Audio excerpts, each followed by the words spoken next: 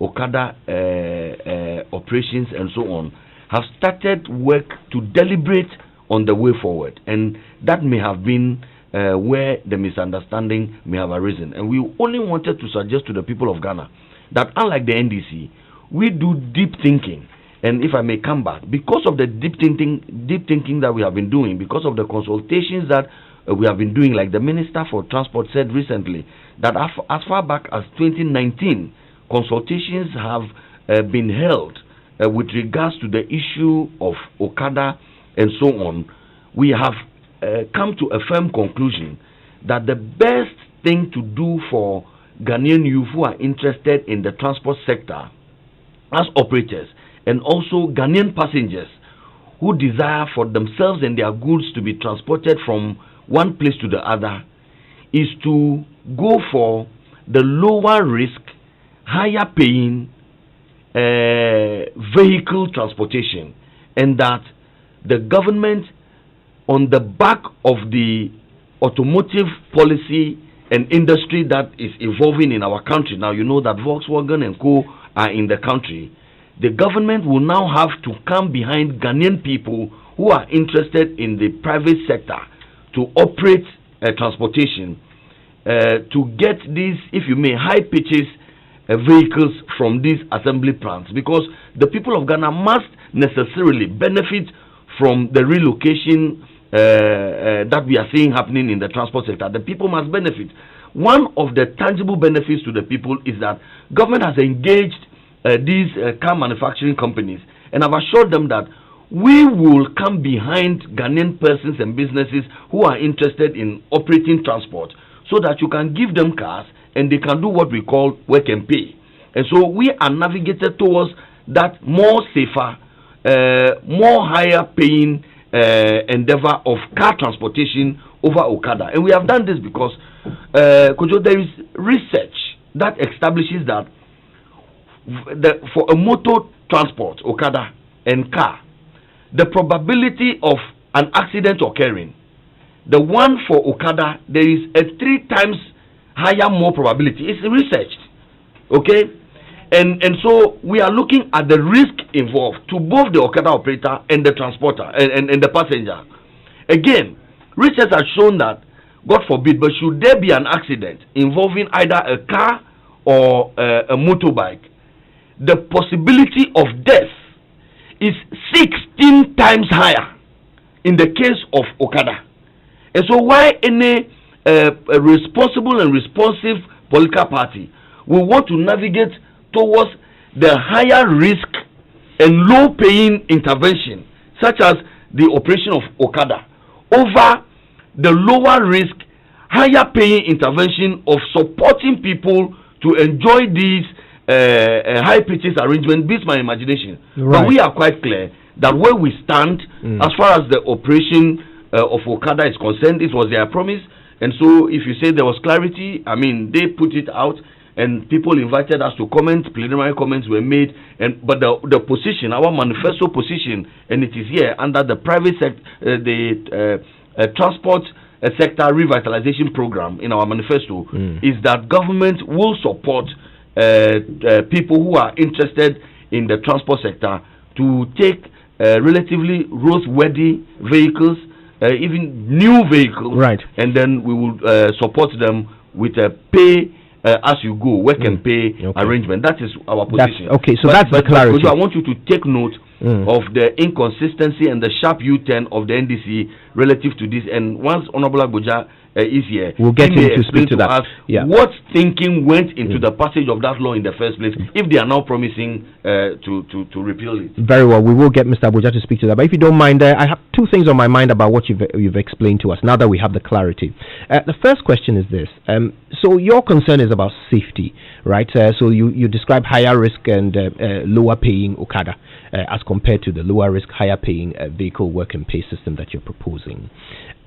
Now, if the risk of Okada is that motorcycles are not very safe, well, the law that you are refusing to repeal, it only concerns the passenger paying to be on the motorbike. It is still legal for a person to ride a motorbike. Correct. It is still legal for a person to have a pillion passenger. Correct. these things are still legal. So how will not repealing that law, how will it suddenly make it safer for those who are riding motorbikes, if that is your concern? Well, you clearly have articulated the risks that I have sought to address earlier on, and it is true that all other forms of transportation, including riding bicycles, and all so on, still legal privately, are legal. Okay, but to commercialize such a high risk intervention is what we are against. If it is for private purposes, well, that is the private person's determination to do this. But you know, the reason why we haven't been able to enforce the Okada law is because it's very difficult to prove once you stop somebody, on his motorbike, to prove that the person on the back paid to be there, which is what you would have to prove in order to prosecute them. So that's why the police complain about how difficult it is to enforce the rule. That's why Okada exists. So today, as we speak, this law has not been repealed. It's still illegal, but the problem exists. So by doing nothing and just introducing a different mode of transport, how do you hope to get rid of Okada? No, Kojo.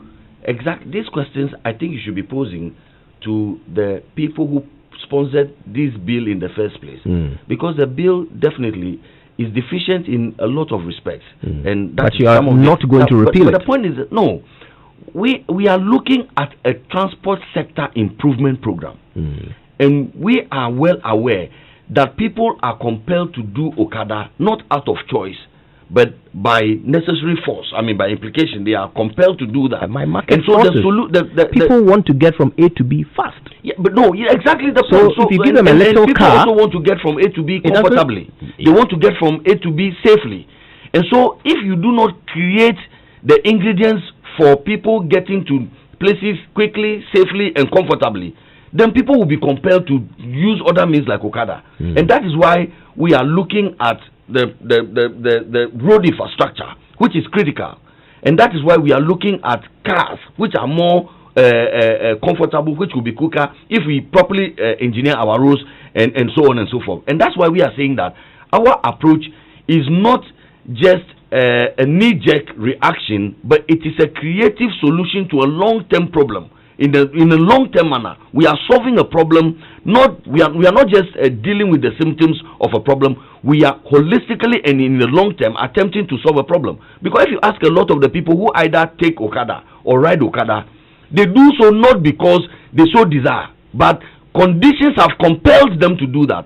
So it is those conditions that we must interrogate. For instance, a lot of the people that I've interrogated who are Okada operators, they tell you that they prefer other job opportunities. In fact, I have a colleague I finished university with who was riding Okada until we did the teacher recruitment because of free SHS and double track. We did some 8,000 recruitment. The gentleman who was doing Okada is now a teacher. He's teaching because all the days in the university, his heart's desire was to become a teacher. But if you had a government, the case for all if you want, no, I'm giving you an example, okay, right. and I'll come to that one. But if you had a government that goes to the IMF for policy credibility and is therefore unable to employ more people, there will be a backlog of youth who are not able to actualize on their heart's desire, and so they will be compelled to look at other options to fend for themselves, and therefore make do with Okada. So in dealing with the problem of Okada, you have to first of all understand the problem and deal with the problem at the very root. But to just jump up and say that I am going to legalize Okada, it tells you two things: that the NDC that are promising that do not have a clue or do not intend to solve the problem, the basic problem, which is even making people want to go into Okada in the first place. They do not have a plan to resolve that problem. So they think that when we legalize it and people can do it, that's fine. People will do it anyways. If you legalize it or you do not legalize it, if the conditions that force the people to do it are not there. And so we are focused on solving the root causes of the reasons why people are engaged in Okada. Thank you, Mr. Hajide. Mr. Agboja, for me, every time I hear this promise from the former president to legalize Okada, I ask myself, what problem are you solving? We know that there is a lot of danger and risk because motorbike riders in this country are not the best at sticking to traffic regulations, and Okada is a perfect example of this. We know that enforcement is difficult. There are no cameras. If an Okada rides through a red light, the police officer who is standing there directing traffic cannot stop and chase them. Even if there was a camera that could capture the license plate, there is no way of tracing that vehicle to its owner, to its home, to their home, to go and catch them and enforce the law. So when you say, oh, I'm just going to make it legal, are you not leaving the actual problem unsolved? Are you not leaving the safety issue, the enforcement issue, the real issue, untouched? Thank you very much for the opportunity. I want to thank the Multimedia Group. Today is the first time I'm sitting in this studio. Really? I appreciate the opportunity to use your platform. You're very welcome to the family. To espouse the very good reason why we need to legalize Okada. Good morning to my very good friend, Pius. You started very well by asking us to clarify the conflicting positions of everybody. And I'll start this way. Last Friday, I had the opportunity of speaking to your colleague Evans on this issue when the minister, my good friend Honorable Kweku Esiama, issued that statement. The basis of that statement is to respond to President Mahama by saying that, look, you are promising this, but we can assure you that we are doing consultation on this. Indeed, if not because of COVID, the consultation would have been concluded by now. However, we are giving the public the assurance that by October, we are going to restart that consultation, get a report sent to Cabinet, and Cabinet will take a decision. Prior to that, on the 6th of September, the Vice President was already speaking to Fila FM in Tamale, where he said exactly what he said yesterday. So it tells you there's a disconnect in government. It appears that either the road minister didn't take his instruction from Cabinet, or the Vice President is acting as a lone ranger on this matter. Because for me, I am working with a document. The Vice President just spoke. This is the document from the how do you call it, the Transport Minister, who I work with. Secondly, we'll get clarification from you after this, Mr. Haji. In 2018, NPP came to Parliament with an obnoxious bill called Larger Vehicle Levy. Out of that levy, they tried to redefine a larger vehicle to include vehicles that haulage sand, tipper trucks and other things. I tried to make an intervention, they wouldn't. Barely a year after they introduced that law, they were back in Parliament to repeal it. When we asked them, the Finance Minister said, we have now listened to the people and we realized that the law was not fit for purpose. So they removed it. So when my brother said that a law that was passed in 2012 and now being proposition to amend it after 8 years, and you are talking about, it means that NDC didn't know what we were doing. In 2012, there was no Okada station in front of Parliament. This morning, if my brother Opoku Gapo goes to Parliament, he will tell you there's an Okada station in front of Parliament in 2020. That didn't exist that time. So you were not in touch with reality in 2012? That's why I'm saying that there was no Okada station in front of Parliament. It wasn't a major issue. Today, there may be people listening to us who are getting ready, policeman, teacher and nurse who may be taking Okada to work. They are not miscreants. These are people who are embarking on that method of transportation. So it wasn't a major issue in 2012? The major issue here is this. Why did you pass a law about it? No, because that time it was necessary to find a way of regulating it at that time. I wasn't in Parliament, obviously. But what I'm saying is that since 2017, I've seen a petition in Parliament from Okada riders for us to review the law. I didn't see that in 2012. So for 8 years, if a law has been implemented for 8 years and is now being reviewed, that is appropriate. Instead of a law being passed and after 1 year being reviewed. But let's get to the basis. If you're saying reviewing is good, then it's good. It's not the time. No, we are only reviewing. You said something very important to me. Currently, when we finish this program this morning, I can carry you on the back of a motorbike. That is if I have one. And there's nothing wrong with that. It is only if I attempt to take money from you. So even the basis that Okada accident is happening because it will be legalized doesn't even make sense. Why? So they are not connected, right? They are not, because the thing is already... So why bother repealing a law that will not do anything? No, it will do something now. Why? They are not connected. Because currently, a vast majority of people engage in Okada. Because the law does not allow you to do that legitimately, the DVLA can't even enforce a situation where you get the proper training and licensing and being regulated. So everybody is doing it out of whatever they feel. So they are connected. When the law is passed, obviously, before you become a rider, a commercial rider, the law will stipulate what processes you needed to go through before you become a licensed rider. Right. What would determine that bike that is safe enough? When I hear my colleagues, Dr. Bawumia, talking about unsafe, I've seen the president's dispatch rider involved in an accident. Was it reckless? This week, we had a situation where STC bus, one of the safest you can ever have, was involved in an accident. Why? Did it include, was Okada person involved? No. And let me tell you, there is no data in this country that says that the bulk of accidents on our road is caused by Okada. It's not true. It doesn't exist. In fact, indeed, the bulk of accidents that happen on this on our road are caused by vehicles, not Okada riders. You mean cars and others. Trucks? Indeed, we all aboard a situation where you get to a traffic light.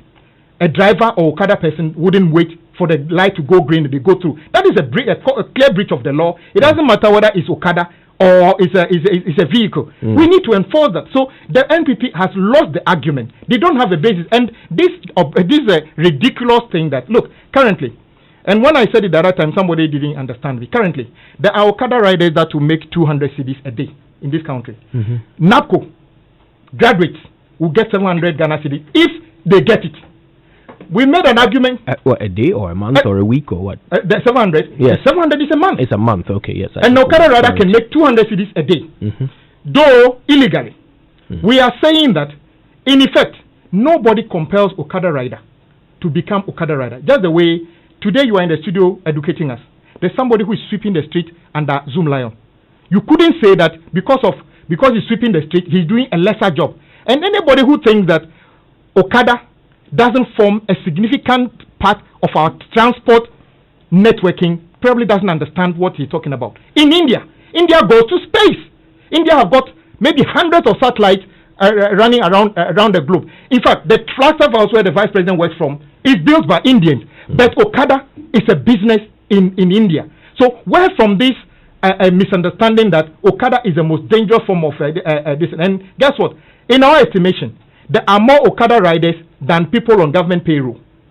2, if you claim that... Wait, what was the source of that information? The source of that information came from the Okada riders, that they estimate over 800,000 of them exist. Indeed, I've seen more Okada riders than teachers and nurses put together in Adaklu. You've passed a manifesto promise based on this information. Did you verify it at all? Of course, we've been speaking to them. I can show you. So that's them telling you that there are 800,000 of them. I've got lots of documents as a ranking member of Road and Transport on the issue. And these people are not miscreants. And I'm saying that when you have a situation where a government, NPP government, hasn't bought one taxi for private transport owners in the past 4 years, the vehicle they distributed was vehicles bought under Maslock in 2014, 2015, even registered 16. And they brought them to Parliament, changed the number plate in front of us to 19 and distributed them. And you are saying that you are not only going to provide vehicles for the Okada riders who are already 800,000, you are going to provide vehicles for everybody under a certain work and pay. We have a situation where right now, as we speak, Common Fund is in arrears, NHI is in arrears, government is unable to meet even their deficit. In fact, we are projected to have a 19 billion Ghana cedi deficit as a ceiling. According to our Fiscal Discipline Act, currently 19 billion, and you are proposing to supply what? 800,000 vehicles. And guess what? The fact that you are proposing to put 800,000 vehicles on the road means that you don't even know how to solve problems of transportation. Because you see, if you unleash 800,000 vehicles on the road, it means that the road space is even going to get more congested. You said something to him that more roads. In fact, buying a car is even cheaper than building a road. If I advise them. In fact, how many roads have they built in Accra since they came? New road. I'm not talking about asphaltic overlay. You know, anytime I hear them saying they are doing asphaltic overlay, gone are the days when we were doing asphaltic overlay in all the 10 regions simultaneously, including district capital. You are currently doing asphaltic overlay in Accra and Kumasi. What is that? Mediocre. You understand? So I'm saying that. I want to get to the crux of the matter with the NDC's position here. So what you're saying, and you've made an interesting point. You're saying that the idea of legalizing Okada is so that there will be a regulated framework, Yeah. which should make it safer. Yes. But you also said that even the safest of means of transport, like STC, was engaged in an accident. Are you not suggesting that even after you create a regulated space, accidents will still happen? Exactly the point I'm making. So then what will you achieve? Probably the safest form of transportation is by flight. Planes still crash. So what are you going to achieve by we see in everything legalizing it's about Okada? Reducing the negative impact to the barest minimum. So what we are saying is that currently most Okada riders haven't gotten through any training. There's no regulation, so they just get arrested. And because it is MTTD that would deal with this, and then there's no MTTD staff in Adaklu. When you pass the law, you in the process of crafting the law, you make it such that even the regulatory regime is not left with MTTD. Yeah. The Okada rider in Adaklu today is better regulated by somebody at the district assembly of Adaklu who knows who this driver is, rider is, can actually trace him to a house. So the regulation becomes decentralized and more effective. We believe even the kind of motorbike you use to do commercial taxi should be defined by the law. So let me create a scenario here so that we can get a practical vision of what you're proposing. Yeah. So you come into office, you win in December, you become the next government, and then you set up this whole system where every Okada is now going to be trained. So they will come along, they'll give you their name, their motorbike number, and all of that, and and then they start riding. Oh, you ask them where they live, and if they can write, they'll write an address, or they'll tell you, I live behind the coconut, whatever. Then they start riding. Then they ride through a red light. An Okada rides through a red light. Then what? Good point. First of all, it's not going to just come as a situation we come to office and then we legalize it. That is why we use the two words together, legalize and regulate. So the regime of the kind of training you need to have to be a commercial motor rider would have to be defined. When you have that training, what kind of equipment you use, which should be safer? What kind of appearance? In Kenya, when you see somebody wearing a yellow helmet, it means it's a motor taxi. What kind of insurance you require? A third party, yourself, the equipment, and the person you are carrying would have to be defined. What happens currently when a driver goes to, assuming even a member of parliament goes to red light?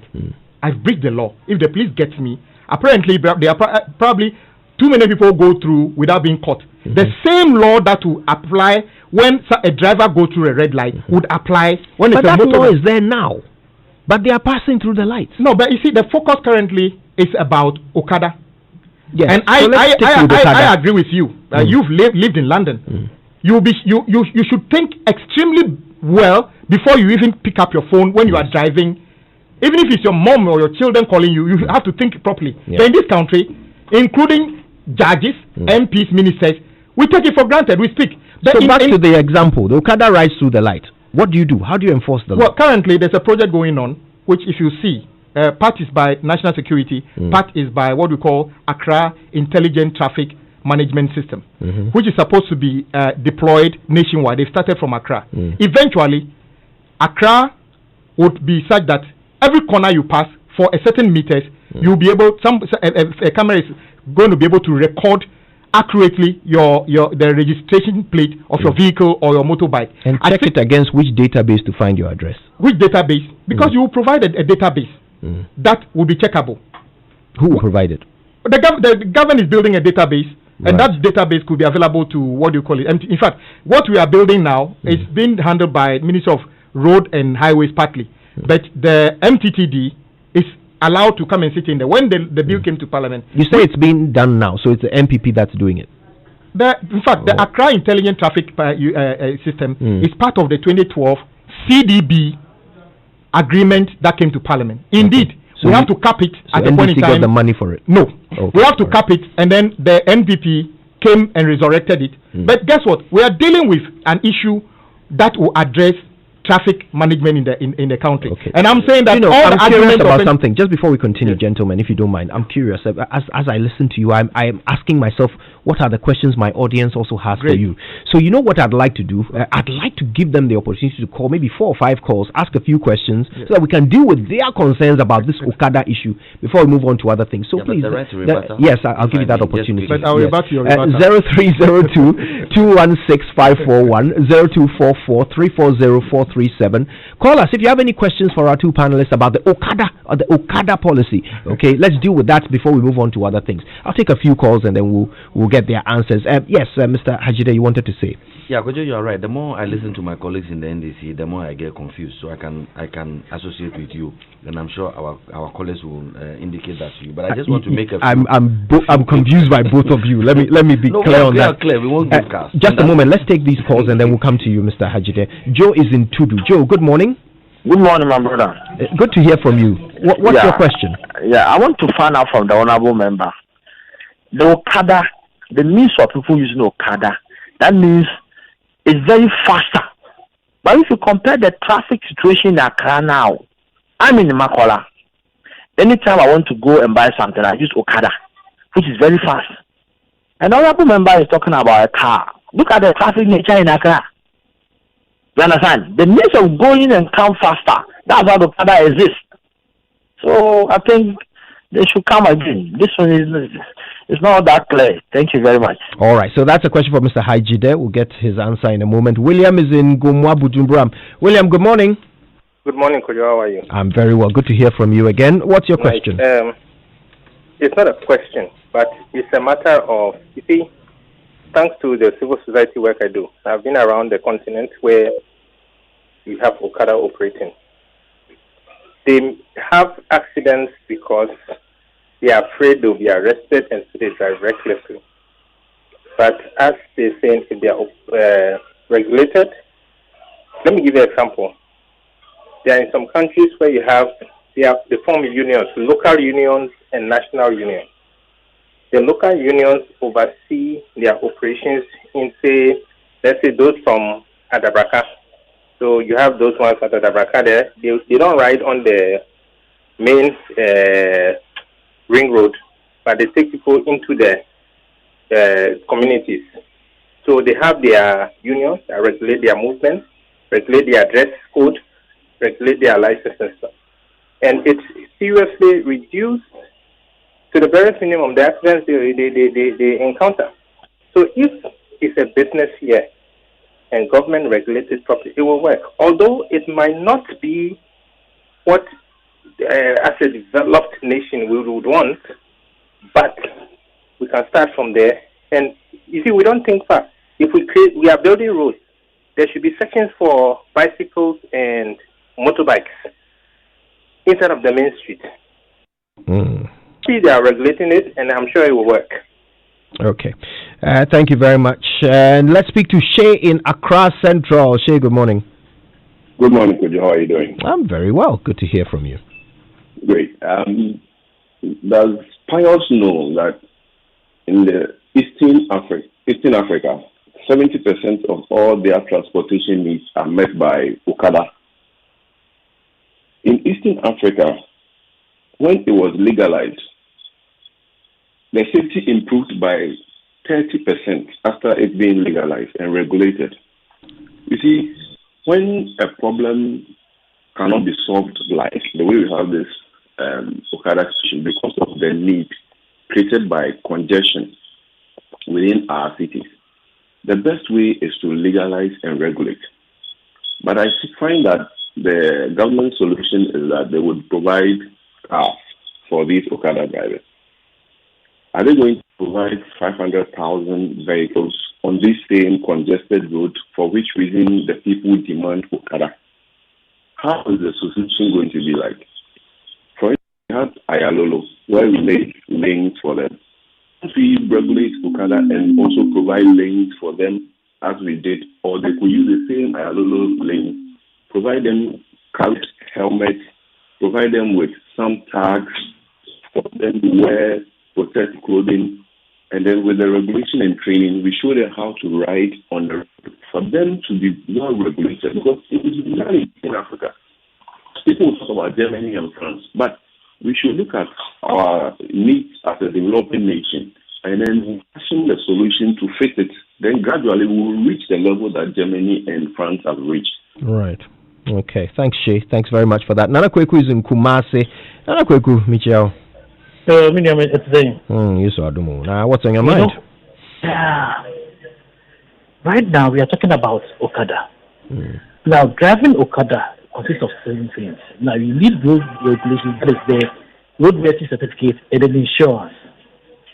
Even if you're going to regulate, the insurance companies in Ghana, that is not owned by the government, it's owned by individual companies. Which insurance company, in this right sense, would like to engage in the activity that is so risky as in a day? If you look at the statistics, maybe even you're going to have 10 motorbikes having accidents. And now, if you're going to pay indemnity to these people, is it going to be a third party? Is it going to be for the rider or the motorbike or the passenger? Which I don't see any insurance company going to do this. Is the government going to force insurance companies to insure these motorbikes? I don't think that is going to happen. And very soon, these politicians keep telling them they should stop these gimmicks that they do. We are aware when it comes to Accra, from the way all the way from Tatapashi interchange to all the way to Kaswa, apart. I don't think any motorbikes or this Okada takes place there. It's only where the traffic are. So if the traffic congestions are there, please probably we should start thinking of as a country to widen the roads, get new roads that will make movement so faster. Other than this political games that we are doing, be it WP NDC, please, we don't need it. The Okada is so good. Okay, all right. One more. Bright is in East Legon. Bright, good morning. Good. Great job, John. Thank you. We as Ghanaians must not continue behaving like ostriches, burying our heads in the sand and thinking that we have completely secured the entirety of our body. What are we talking about? If we claim Okada should not be legalized and regulated today, then government must enforce the law, get down to the streets, and then have those people arrested. They are motorcycle thieves, so they don't operate any longer. This is what is generating job for a myriad of Ghanaians. And today we are saying that they are not being regulated, which could be a cause of the accident we claim is being occasioned on our highway. I am a road user. I drive. In order to be more responsible, I do go to the institutions like DVLA to have my licenses. I do make sure that I get my roadworthiness and insurance to make me more responsible. Today we are saying that it should not be legalized. Yeah, they are applying our roads and then we are saying that because they are causing death, so it should not be legalized. I don't see the tail of it at all.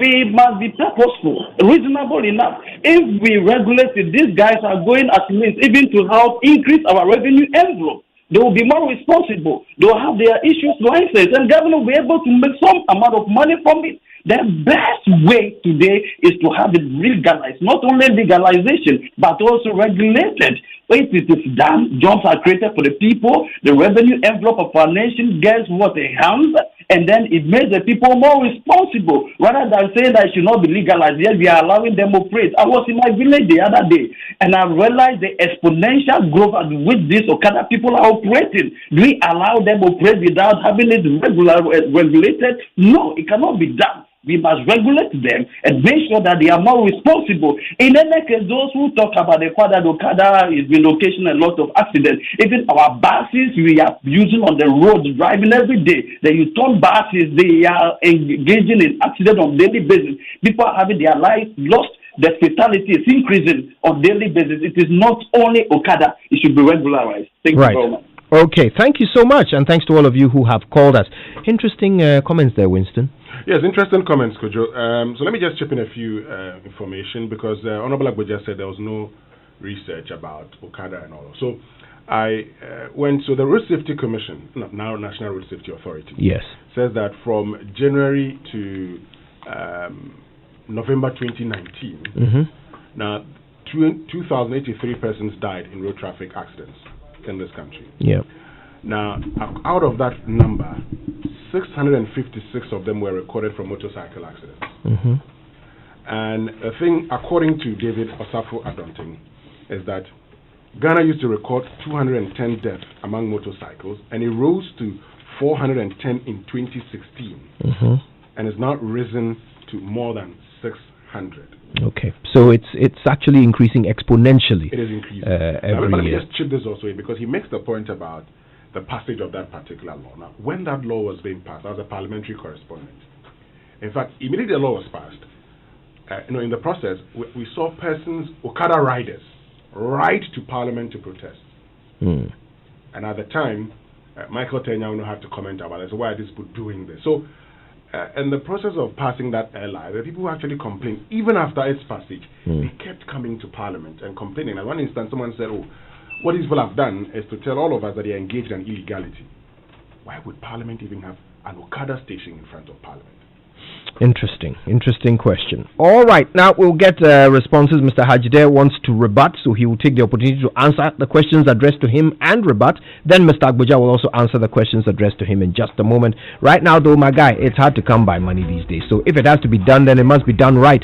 With more than 20 live matches on any given week from the best leagues in the world, La Liga, Serie A, Champions League, and the Premier League, DSTV surely delivers value for your money. Buy a DSTV Zappa decoder at 229 Ghana cedis per plus 1 month access and stay connected, or reconnect to DSTV from only 45 Ghana cedis per month and enjoy all the world's best football in one place. DSTV, feel every moment. Now here's some information from the Ghana Revenue Authority. It's important, please pay attention. The Ghana Revenue Authority wishes to remind all taxpayers, companies, entities, individuals, including self-employed persons and partnerships, that the third quarter income tax installment payment for 2020 is due by the 30th of September 2020. The third quarter installment payment must be settled on or before Wednesday, the 30th of September 2020. Please note that failure to pay income tax on due date attracts an interest of 125% of the statutory rate compounded monthly on the outstanding tax. And that's a message from the Commissioner General. Now, you're usually the hard guy, aren't you? The happy-go-lucky one who takes the world into your hands at your own pace and in your own time. Until you hear the words, "I will tell Ma." We know Mom means a lot to you, and that is why we respect her and will do everything to protect her. So today, we all have the collective responsibility of staying safe, not just for us, but for the people who matter to us the most. And that is why it's our duty to mask up and make Mama proud. When you go out, wear it for us, wear it for Mama, everywhere you go. Now, they come in different shapes and names. You've seen the rest, but look, the best is at Kingdom Books and Stationery. What am I talking about? I'm talking about temperature guns. Alright, the best one includes precise non-contact measurement, automatic data hold and auto power off. It's got a backlight LCD display, and you can set an alarm value, among other things. If you want to buy in bulk, contact Kingdom Books and Stationery on 050-140-1050, or you could try 0244-311-955. You can also walk into any of their shops located across the country, or visit their head office located at Osu Akweje Junction. Do that today, okay? All right, it's 9:25, and it's time for us to get responses from our panelists to the questions that you have asked them. Mr. Hajide will start first because in addition to answering your questions, he also wants to rebut something that was said by Mr. Agboja. So here are the questions for you. Joe Intudu said, Okada is fast. That's why people patronize it. That's why they exist. And you are solving that problem by giving them cars. In addition to that, this one says, this is from William in Gumwa. He says, the reason why Okada riders ride carelessly is because they are afraid of arrest. So why not repeal the law so that they are not worried about being arrested, and that will then give them the opportunity to ride safer. And then we also heard from, I believe, Che in Accra. He said in Eastern Africa, 70% of transport is by Okada. 30% increase in safety has been observed since they introduced Okada. Are you going to provide the 50? Did you say 800,000 Okada riders? Yes. Yes. Are you going to provide 800,000 cars for them? And then there was a question about the fact that they are generating jobs for Ghanaians, right? Okay. The rest were for Mr. Agboja. So there you go, Mr. Ajide. Well, in the first place, just a few reactions to Honorable Agboja's presentation earlier on. He made reference to a statement. For the records, there's no statement or no portion of that statement that seeks to suggest that government was in the process of legalizing Okada. There is no part of that statement, and I have read the statement over and over again. What the statement sought to do was to establish that, unlike the NDC, we have been doing some serious thinking about the problem, and that the minister merely said that since 2019 there have been ongoing consultations, and that is what the NDC did not do when they went to Parliament to pass a law. Now they are telling us that the problem at the time, the problem we have today did not exist at the time. So why did they pass the law in the first place? Tells you the short-mindedness that existed and still exists within the political party. I think that the argument that the presidential dispatch rider has been involved in an accident, I think belittles the argument and moves away from the crux of the matter. We are looking at the risk levels, and I have made suggestions here that border on scientific research, that the probability of getting involved in an accident is 3 times higher for an Okada rider, and that in the event of an accident, the probability that the Okada rider or his or her passenger may die is 16%. And so it is the level of risks that is being talked about.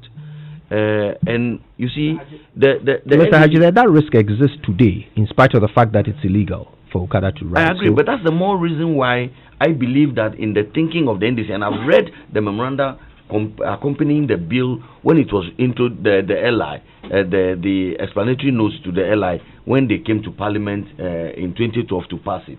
One of the things they sought to do was to say that the practice was it posed a present and danger. It posed a danger at the time. That's why they were moving. But in spite of it, the danger has increased now every year. Well, that's exactly. I was going to come to that. Okay. But our position is that we are looking at a holistic solution to the problem. I've spoken about the need to even re-engineer our roads. But I've also said to you that there are several Okada riders who are riding Okada not out of choice, but situations have compelled them to do that. Any responsible political party or government must be seriously considering how to resolve the fundamental root causes. And I gave you an example of a graduate who was riding Okada but found respite in being employed by the current administration as a teacher. And when you grow the economy like we were doing until COVID, what you are doing is enhancing your own capacity to create the opportunities for the youth to engage in the jobs of their choice, not the ones that the situations of going to the IMF or the situation of shrinking down economic growth from over 14% to 3.4 would push people into these kinds of jobs that hitherto they themselves would not even have wanted to go.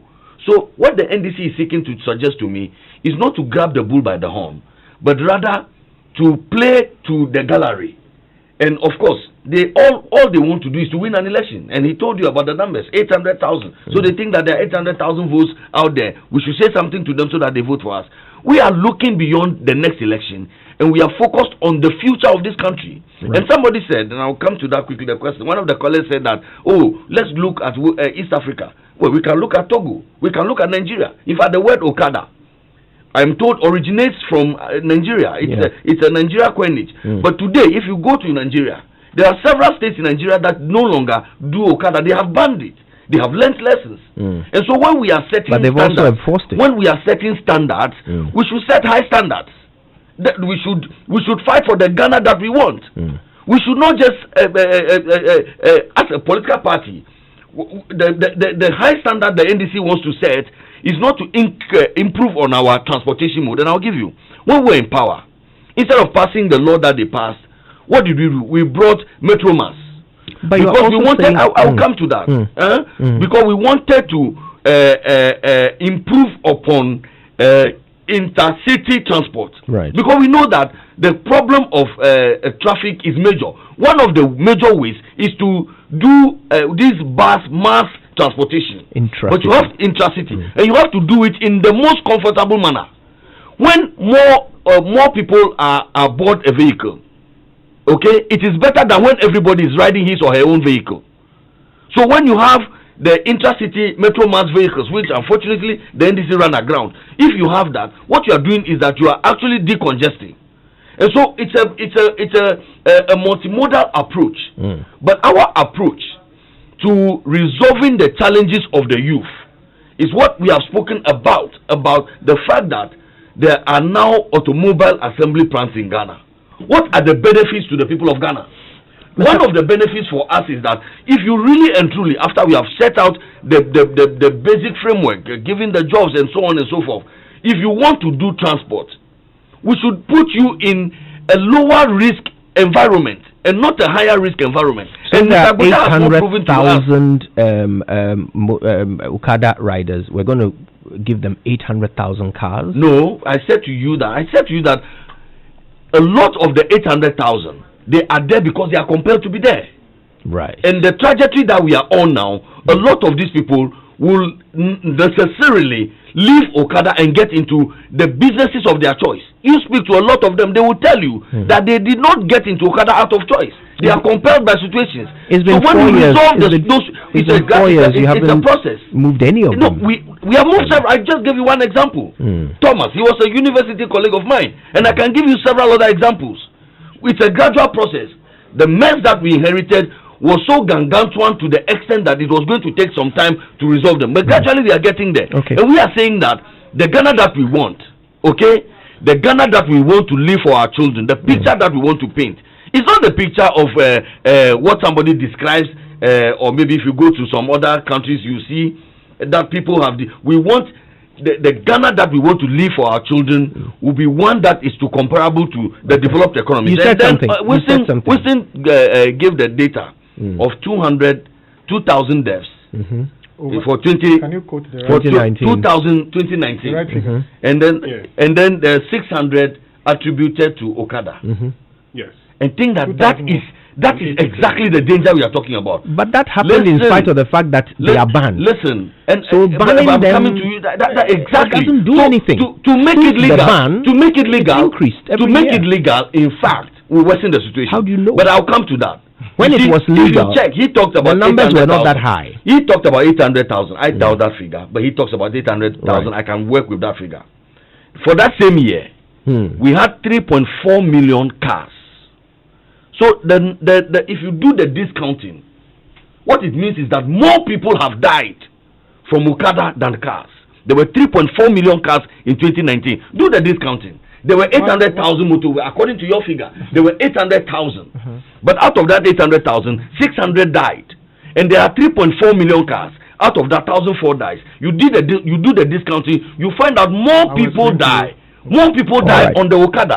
But this is a government that really and truly does not care about the life of the people. It is the vote of the people. I want us to walk away clear in our minds on what everybody is saying. Now, you gave examples. You said instead of us looking to East Africa, let's look to countries like Nigeria where they banned Okada, right? And you said that's the higher standard. So if that's the higher standard, then NDC banning Okada in 2012 was a good idea, not a short-sighted vision like what you're saying. No, I'm saying that they are new conduct. And I find it political, I find it convenient, and I find it very dishonest. They are doing it as a vote buying gimmick. Okay? They know that really and truly, if you read the reasoning that accompanied the LI that they brought in Parliament, it made sense then, and it does make sense now.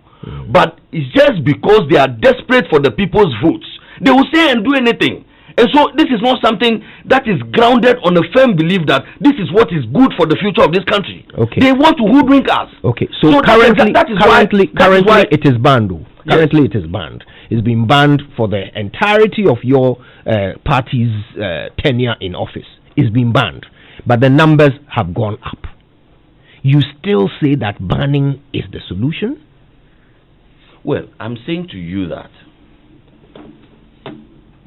we in the MPP, as far as we want to empower people in the transport sector, we want to move towards a safer and a higher paying endeavor. Right. If the people of Ghana prefer a riskier and a lower paying endeavor, they know exactly what to do. But I'm saying that the enforcement bit has been complicated by the political positioning of the NDC, for instance. You know that when the NDC Mahama passed the law, Mr. Mahama himself passed the law in 2012, you check his green book. He put in the green book that even though he himself passed the law to ban Okada, he imported Okada and distributed it. So did the NPP. It's banned, but you have given Okada motorbikes to your delegates and no. We haven't given Okada. It's there in the agreement. No. We haven't given Okada. We haven't given Okada. You've even had some of your groups go and seize. You should read your document. You have it in front of you. Wow. You don't read your own document. Okay. But you don't read your own document. These are verifiable facts. Yes. And by the way, it is in the green book that he gave Okada. And this is the president. NPP. You see, this is a president. You have distributed motorbikes. Kojo, please. No, we have not. When? Okay. We have not. We'll bring the evidence. We'll bring the evidence. Please, the Predia, the 3-wheel. Yes. And that's why they call it Mahama Kambu. If my brother doesn't, he cares to know, he's there. I'll show you. But I'm speaking now. I can't do two things at the same time. The Mahama Kambu that they say. Okay, Mahama distributed them, even though it was against the law. So this is the president who acts in breach of the law. Right. He took an oath to protect the laws of the country in any decent democracy. That alone is enough for Mr. Mahama to even be stopped from wanting to contest. You took a solemn oath. We're going to have to cut him here. The next voice you hear will belong to Mr. Agboja. He'll have his time as well right after these messages. What would you do if you have the choice to do anything in life? Build your dream house, take very good care of your family, and plan for a comfortable retirement. Plan a befitting funeral for your loved ones when they depart. How would you live if you knew there was a friend waiting to support you on all of your life's choices? You have such a friend in Glyco Life Insurance. Glyco Life has all the plans to meet your life's needs. Your child's education, your life savings, your mortgage, funerals, redundancy, and your retirement, and takes the burden off your shoulders. So go ahead and live life to the fullest today with Glyco Life Insurance plans. And remember that all our policies are hedged against inflation. Talk to Glyco Life on 0302 218 500 or 246 142. Also visit our website at www.glycolife.com or any of our branches nationwide for more information. Glyco Life, we cushion you for life. Glyco, we cushion you for life. Anywhere you did, I'm big dead out. Akosia, I'm awful. I have to go and deposit today's sales and buy some things before I get home. Okay, but deposit money at this time. It's past 6 p.m. Which bank is still open? My daily sales always goes to Stanbic Bank no matter when I close. Hey. Even without my debit card, I can still deposit my money at a Stanbic ATM anytime. Stanbic literally follows me everywhere. Hey, wow. That's good though. Me, when I close late, I have to carry the cash on me home with all the risk. Hey. Sometimes even when I hear mosquitoes making noise in my ears, I ice my heart. I wake up to see if the money is still there. Akosia, don't make me laugh. I said that you are laughing. I'm serious, laugh. Imagine all the 1001 ways you can bank safely without leaving your home or office. If you need any help, send us a message on Facebook, Twitter, or Instagram at Stanbic Bank GH. Stanbic Bank. It can be. Tell it, make you hurry up. I got football appointment. Hey, you that. Football appointment. Tell it, the new football season drop. Really? I got appointment plus English Premier League, La Liga and Italian Serie A every weekend. Now GoTV top the job, bro. GoTV gets all these leagues and more, pa. You can also watch the Dutch Eredivisie, MLS, EFL, and the Scottish Premiership all on ESPN. Wow. GoTV dear, better football day live with my GoTV every weekend. Big day. My buddy, they have value for money and Zach. This new football season, get your money's worth. Get your GoTV decoder, GoTenna, with 1 month plus subscription at 109 Ghana cedis and stay connected for better football on our revamped Super Sports channels via my GoTV, Pay by the Point, or any mobile money agent near you. Get football worth watching. Terms and conditions apply. GoTV. Live it, love it.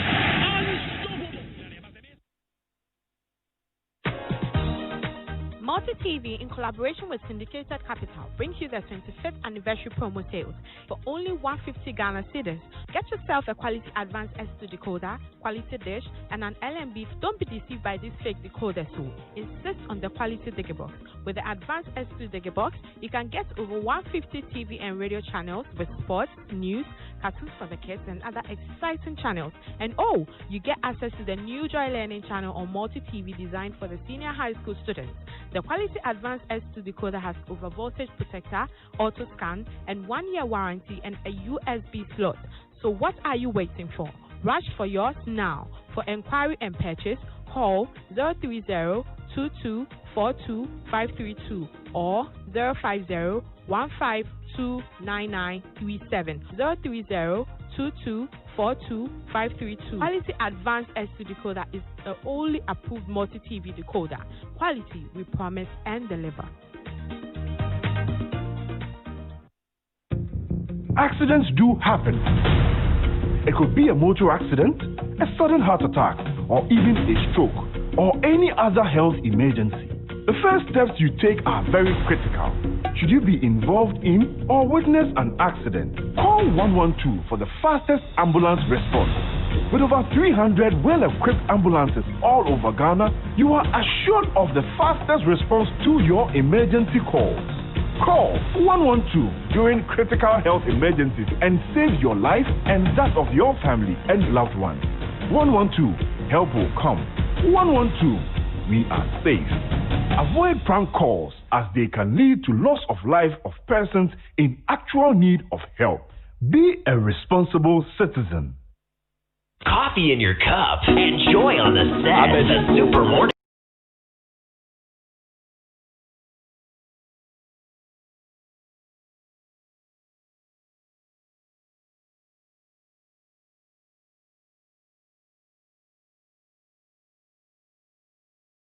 But time is not on our side and we need to hear from our panelists. Mr. Agboja will be speaking next. Right now, though, let me remind you that this September, the whole family will enjoy plenty entertainments on Go TV. Keep the kids entertained with great channels like Da Vinci Kids, PBS Kids, Nickelodeon, Disney Junior, Discovery Family, the Ghana Learning Channel for all ages. It's all out there for you. Relax with series like Star Life and Z World, Telemundo, CBS Reality, BET, and so much more. Okay, and then from the 12th of September, better football leagues, La Liga, Serie A, Premier League, Dutch Eredivisie, MLS, EFL, and the Scottish Premiership, all on Go TV. Go TV, it's all about a great family entertainment.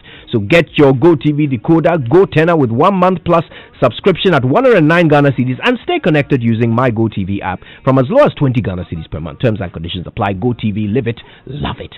Here's an announcement from Mfantsipim Old Boys Association, MOBA. They are presenting the MOBA Annual Engagement Series 5, the virtual edition. The theme is Jin Shekan, a mantra for creating youthful entrepreneurs in our digital world, focusing on youth development and entrepreneurship, the digital economy, and the future of work. The date is Wednesday, the 30th of September 2020 from 6:30 p.m. live on Joy News and Joy FM and myjoyonline.com. Speakers are Chidi Chikata, MOBA 70, Felix Akwoku, MOBA 80, Echo Archer, MOBA 90, and Kevin Dadzi, MOBA 2000. It will be moderated by our very own Daniel Dadzi of Joy Prime and Joy FM. This event is partnered by Multimedia Group, Graphic Communications, EcoBank, and powered by MOBA Jin Shekan.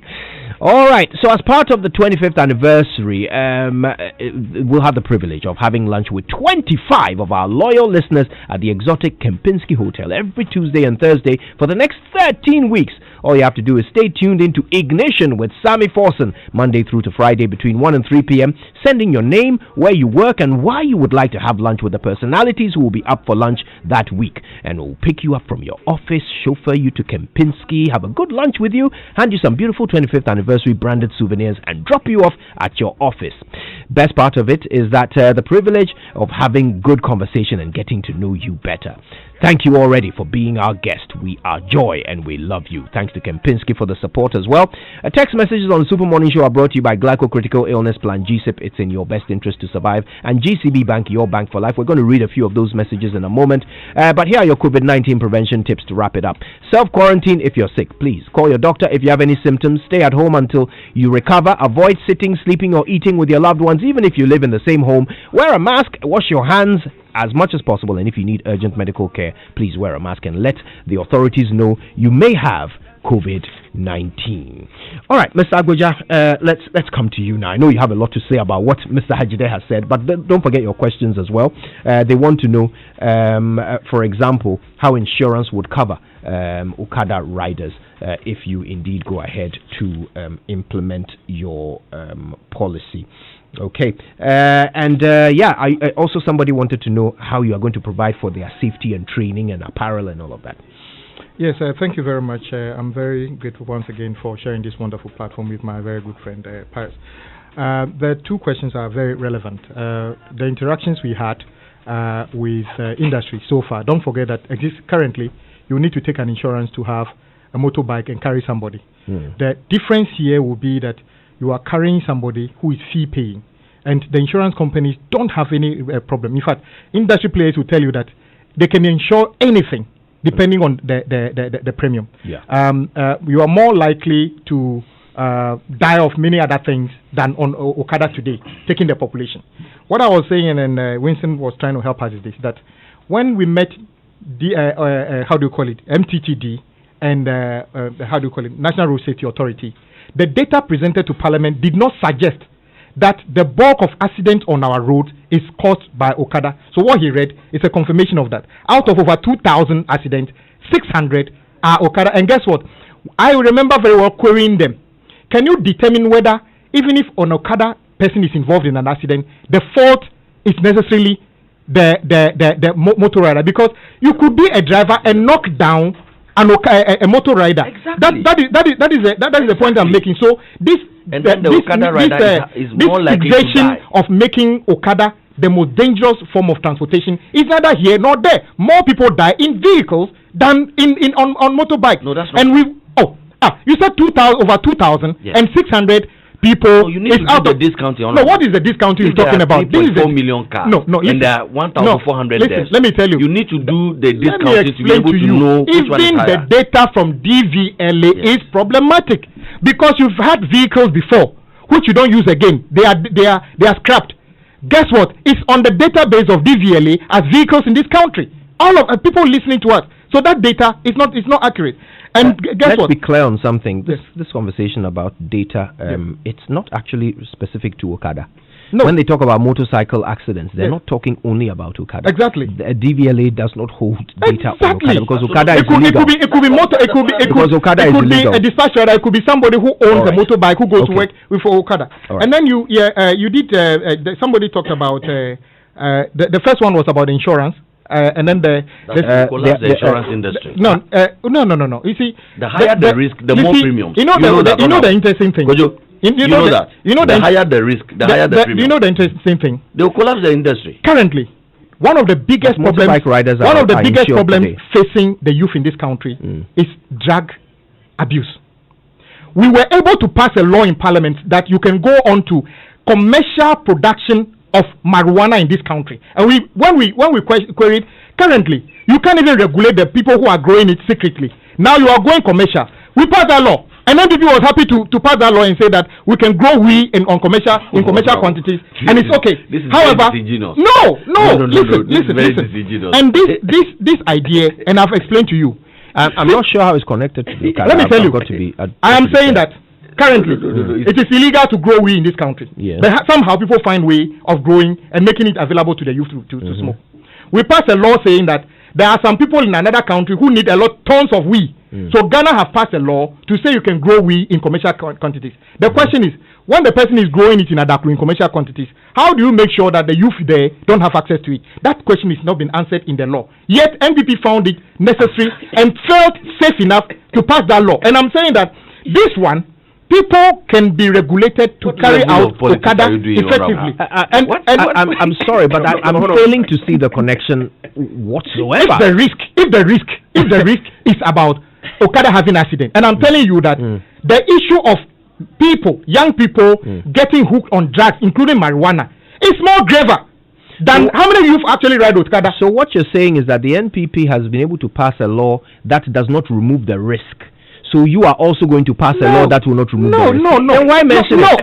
I'm saying that it's about principles. If it's about securing the youth, then we shouldn't even be Parliament passing a law to allow commercial funds. Let's move on. Let me conclude on this one by saying that NPP has not been able to even prove now that Okada is riskier than any form of transportation. I just give you the stats. You didn't. Let me repeat it. What our friend read Let me repeat it. No, I wouldn't give you the opportunity. He read a statistic from, in fact, that statistic was presented to Parliament, and we queried them. They said that they can't tell you this is attributed to Okada. They say motorcyclists. It's attributed to cyclists. 600 out of 2,000. It's quite clear.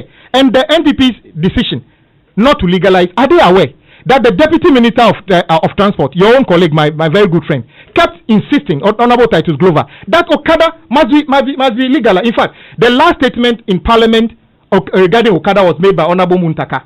On that day, all the contributions except 2 of them, everybody spoke in favor, and the Deputy Minister of Transport, Honorable Titus Glover, spoke and subsequently spoke in favor of it. So when I say there's a disarray in government as what they want to do, Dr. Bawumia is just hoodwinking them, because on the 6th of September, he's already said they will not pass it. But the truth is that the letter written by the Transport Minister and what Dr. Bawumia is saying, we want to find out at what stage between last Friday and yesterday was the decision taken by government not to go ahead. Because currently, are we supposed to ignore this letter by the Transport Minister? But the letter did not tell you that there is an attempt to legalize. So I've read the letter. The letter is saying that we will resume. Honorable Abuja, you read to me. The letter is saying this. We are reviewing. Listen. The letter is saying that in October they will resume the process of consultation. Correct. On Okada to determine and submit a report to cabinet to determine whether to legalize or not to legalize. And the man whose cabinet it is has signed off a manifesto. No, it's not. That has told you what he would do. The constitution doesn't make cabinet Dr. Bawumia cabinet. So that means the minister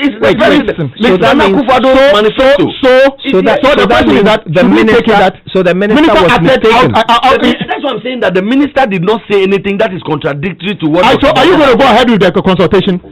Yeah, of course, we will continue with the consultation. You continue with the consultation. Listen, you have already said you are not going to go ahead with something. So what will be the essence of the consultation? No, you see, implementation of laws. No. Are you taking Ghanaians for jokers? Where you get you know in your mind you are not going to do anything about this. This is where you get it wrong. You can even going ahead. You can even consult around implementation. Correct. Okay, so this can you not consult around implementation of? Could you read the letter? Yes, but we don't have to speculate. The consultation. We don't have to speculate. This is how we are going to wrap up, gentlemen. We are going to bring clarity to this matter. I'll read directly from the Ministry of Transport statement. Okay, and I'm reading from paragraphs 2. And then I'll end with paragraph 7 because those are the relevant ones. So paragraph 2 says the Akufo-Addo government, upon assumption of office, sought to assess the implementation of the road traffic regulation, and in the process needed to consult stakeholders, industry players, and interest groups on the provisions in the law. Okay, so they are consulting on the provisions in the law. Now, paragraph 7, which is how it concludes, after 3, 4, 5, and 6 talks about all the different groups that they consulted and phase 1 and phase 2. This is how it concludes. It says, due to the COVID-19 pandemic, the final stage of the stakeholder engagement is expected to commence in October 2020, and the report presented before Cabinet for consideration. Correct. Now, consideration here means that they are going to consider what? The implementation of the provisions of the law. All right. For what purpose? Now you say you are not going to do anything about it. But we have a problem with implementation. We are saying that we are consulting around it. This is how we're going to wrap up, gentlemen. I want you to listen to what your public is saying on Twitter. Winston. So, Kojo Desidel says, from what I'm picking on Joy FM this morning, NPP's solution to Okada is giving the hundreds of thousands of Okada riders cars. Their solution is to add more congestion to the already congested roads they are rarely opening up. No, that's Same people collapsed Ayalolo, by the way. And Usman Abbas says, instead of leasing more cars to Okada riders, why not provide these cars to improve the Ayalolo system and extend it to other cities? It's not just Okada. Anybody, including riders, including metro drivers, pilots, and then legalize Okada in remote, inaccessible areas. Their Tonam says, in as much as in a much more developed country like Thailand, the use of motorbike for passenger services is in use, such that there's a ride-hailing app called Grab available that integrates riders and passengers. And then M-Code _breaker says legalizing Okada will increase the number of motors on the road, and giving them cars will increase traffic. Why? We must address this problem from the root cause. Our transport system is bad, let's improve. Mayor Patrick says, if the basic assumption is job creation, then we got it all wrong. This is not a better job opportunity, especially in some communities where it is used as a substitute for formal education. Legalization will be an authorization of such substitution that is bad for the nation. Kabobu says, yes, it is true that so many people are beginning to venture into this Okada business, but has there been a study to determine the share of the population who feel safe in using Okada as their means of transport? Most people don't use it because they feel unsafe to do so. And Chris Nagy says, regulating Okada only solves problem temporarily. Why don't we look at the approach of the European countries by enforcing our bus rapid transit and our train system? Absolutely. Nigeria went for Okada, and they are regretting now because Okada is banned in most states. Okay, I'm going to add two messages. This one is from Kofi Bentil of Imani. He says, the riskiest motorbike riders are the president's dispatch riders. They keep their accidents low because they are trained to ride like that and are marked. Ignoring a problem doesn't mean you've solved it. Training, regulation, strict enforcement, and proper segregation with colored helmets, jackets, and bikes will reduce the accidents below current levels. The Imani man got it wrong. Okay, the dispatch riders don't carry passengers. So it's the passengers that cause the accident. Yes. All right. Really? This one simply says insurance does not doesn't know that when you have a weight behind cover illegality. Insurance does not cover illegality. Gentlemen, thank you ever so much for your time with us. It's never a boring moment with the two of you in the studio. We thank you for your time. We hope that our audience has picked up information that will help them make up their minds between your two parties. It's the car versus the Okada. Oh, so dear. the choice is there. Doreen, this is the Bedenu. An Okadalicious morning. You see, Mama Do, it's nice to see you. Thank you. Do I pause the record? Amen. You make us all happy. Thank you. I'm glad I could help. Is this the popular Doreen Ando? Yes, the ever famous, It's the legendary Mama Do. What's coming out? Oh, okay. So we promised you that in the month of September we were bringing back DJs that played in our nightclubs in the 80s and the 90s. The Today we're bringing Grandmasters. back Billy Ocean. And he's the Grandmaster taking over today. So I'm going to be sitting on the other side and I'll watch him doing his thing. Lucky you. I tell you, life is sweet. Indeed. And that's all to come. Thank you all so much for tuning in to yet another edition